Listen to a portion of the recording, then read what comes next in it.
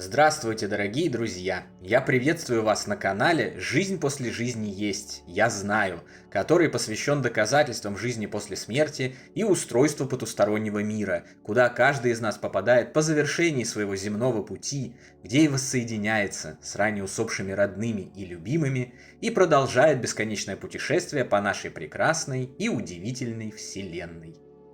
Ваши вопросы вы можете задать мне после лекции в нашей приватной группе в Телеграме. Ссылка в описании, а пока начнем.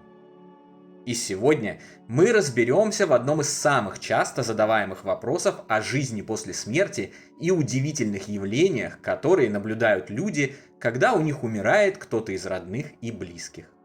Располагайтесь поудобнее, разговор пойдет обстоятельный и подробный. Пожалуй, самое распространенное явление, которое сбивает людей с толку, когда те встречаются со своими умершими ранее родными и любимыми во снах или наяву, это их помолодевший и более здоровый вид по сравнению с тем, к которому живущие привыкли по прижизненному их состоянию. Дедушки и бабушки являются молодыми и цветущими особами, хотя никто их таковыми уже давным-давно не видел и забыл о том, что когда-то они имели такой вид. Измученные тяжелой смертельной болезнью родители могут прийти вообще без каких-либо ее признаков, как будто ее и не было вовсе. Братья и сестры, умершие, например, от алкоголизма, потеряв при этом все свои зубы, щеголяют в новой модной одежде и озаряют все вокруг белоснежной улыбкой и розовыми щечками. И так далее. Как правило, в подавляющем большинстве случаев посмертных коммуникаций с отшедшими близкими на вид умершим можно дать лет 20-30, не более. Особенно хорошо это загадочное явление проявляется, когда после смерти родных людей прошло больше времени, чем год. Такое ощущение, как будто со временем они не стареют, как все привыкли по земному миру, а откатываются назад, словно какие-нибудь Бенджамины Баттоны.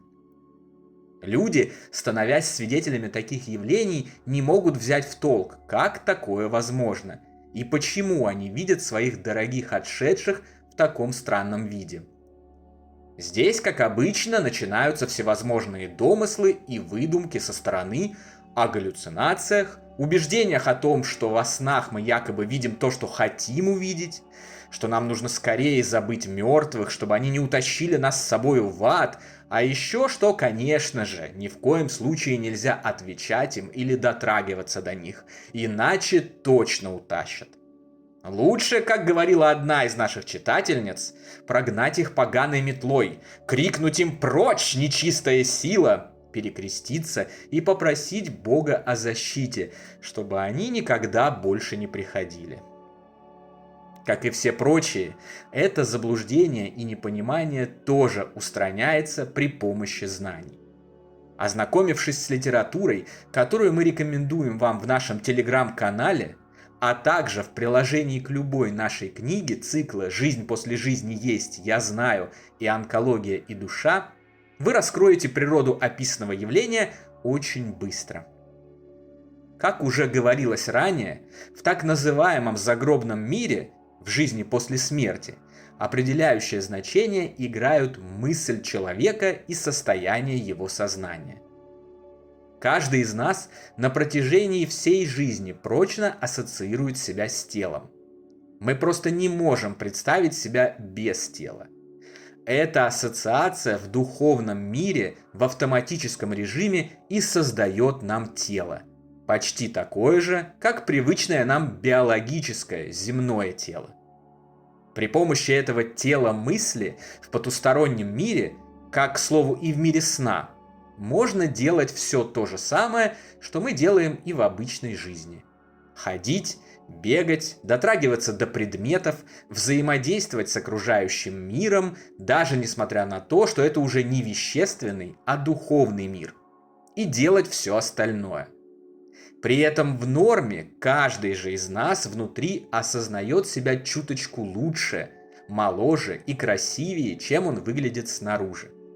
Уверен, вы и сами неоднократно замечали, что это ваше собственное восприятие себя отличается от восприятия окружающих.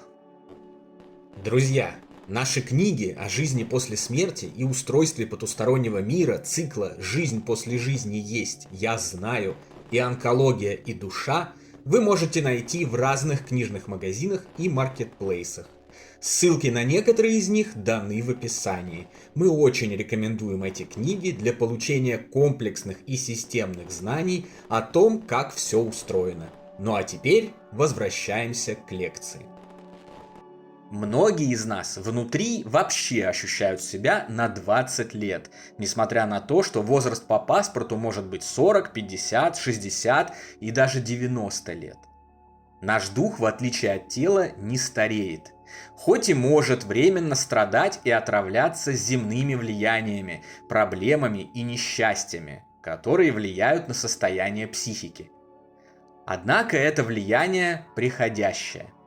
Когда дух избавляется от земного тела с его смертью, он очищается и от множества проблем, связанных с проживанием в земном мире.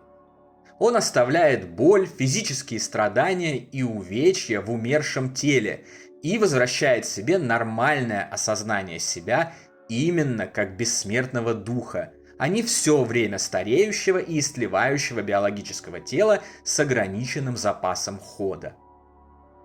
Именно эта установка и делает наши тела на том свете красивее, здоровее и моложе, чем нас привыкли видеть в плотном мире планеты Земля. Именно в этом виде и появляются перед живыми умершие. Исходя из этого, молодой и здоровый вид умерших – это не загадочное, странное и непонятное явление, а абсолютно естественное положение вещей. Это становится очевидно, если оперировать знаниями, а не невежественными домыслами. В связи с этим же естественным положением вещей, молодость умерших продолжает прогрессировать с течением земного времени вперед. Дух отшедшего продолжает очищаться от последствий земного воплощения. Все больше осознает себя бессмертным, прекрасным и могущественным божественным созданием, что неизменно влияет и на его внешний облик. Каждый после естественной смерти рано или поздно возвращается к своему изначальному и прекрасному состоянию. Если только сам не осложняет себе ситуацию разнообразными психическими проблемами, страхами, печалями, расстройствами, пренебрежением бесценной жизнью, негативными эмоциями, злобой и привязками к земному и материальному. Все эти проблемы надлежит устранить на протяжении земной жизни, которая и дана нам для того, чтобы стать лучше и сильнее, научиться любить всех и все вокруг, несмотря ни на какие проблемы, и наслаждаться каждым днем, употребляя его на любовь, созидание и добрые дела. А вовсе не для того, чтобы погрязнуть в жалости к себе, негативе и депрессии. Если же эти проблемы не устранены, то посмертная участь человека будет незавидна, мучительна и печальна. Точно так же, как будет незавиден, печален и плох его внешний облик. Впрочем, виноватых в этой ситуации нет.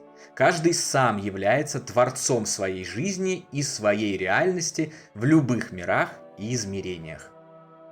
Изложенную информацию полностью подтвердил в своих исследованиях крупный советский и российский ученый профессор Всеволод Михайлович Запорожец, посвятивший 3 десятилетия жизни изучению потустороннего мира, оставив свои знания в потрясающей книге «Контуры мироздания», которую мы рекомендуем всем, кто желает разобраться в том, что ждет по ту сторону земного существования и как сделать свою будущую жизнь на том свете лучше и благополучнее. Что же касается того, что многие до ужаса боятся мертвых и всячески от них устраняются, а то и прогоняют поганой метлой, когда те появляются, то и это является следствием тотального невежества и непонимания самого явления смерти. Физическая смерть устраняет лишь тело, в котором дух, личность, оперирует на протяжении воплощения в мире плотной материи. Сама же личность, ее сознание, остается незатронутым. Смерть сама по себе никак не меняет умерших. Они остаются все теми же личностями, коими были на момент их ухода из плотного мира. Любящая мама не становится вдруг ужасным монстром только потому, что ее тело умерло и было погребено в землю. Бабушка по той же причине не станет бабайкой, преследующей тебя по ночам. Дедушка не захочет вредить тебе и утащить тебя на тот свет. Брат не будет появляться с окровавленным ножом во тьме ночи, а сестра в обличии клоуна не станет душить тебя, как только ты закроешь глаза в постели. Нет, они все так же будут любить тебя и желать тебе самого лучшего, как делали это и при жизни. Называть их нечистой силой, проклинать и гнать их метлой – совершеннейшая глупость и дурь. Представляю, что они думают о таких живущих родственничках, когда становятся объектами столь нездорового поведения. Только представьте, вы после смерти пришли в сон близкого человека, чтобы утешить его и помочь ему, а он вдруг впадает в истерику, кидается на вас с метлой и орет «Прочь, нечистая!». Я бы очень сильно удивился. И, наверное, больше не стал бы приходить к такому в кавычках близкому. Вот они и не приходят. Но не потому, что сработала защита от нечистой, которую вам насоветовали глупые бабки на лавочке, а потому, что ну просто зачем кому-то нужен такой дурацкий опыт. В связи со сказанным становится очевидна абсурдность испытывать какие-либо страхи мертвых и тем более трястись и обливаться холодным потом, когда они появляются, стремясь передать благую весть о том, что они не умерли, а продолжают жить, спокойно ожидая грядущего воссоединения с живущими любимыми, когда те доделают все свои дела на земле и воссоединятся с ними. Обязательно настанет день, когда все мы снова будем молодыми, здоровыми и полными сил. И мы снова будем вместе. Если обладать знаниями в изобилии, разбросанными повсюду и только ожидающими, чтобы вы их взяли, в этом нет ничего удивительного или чего-то, во что невозможно поверить. Так устроена Вселенная, и такой ее создал ее Творец.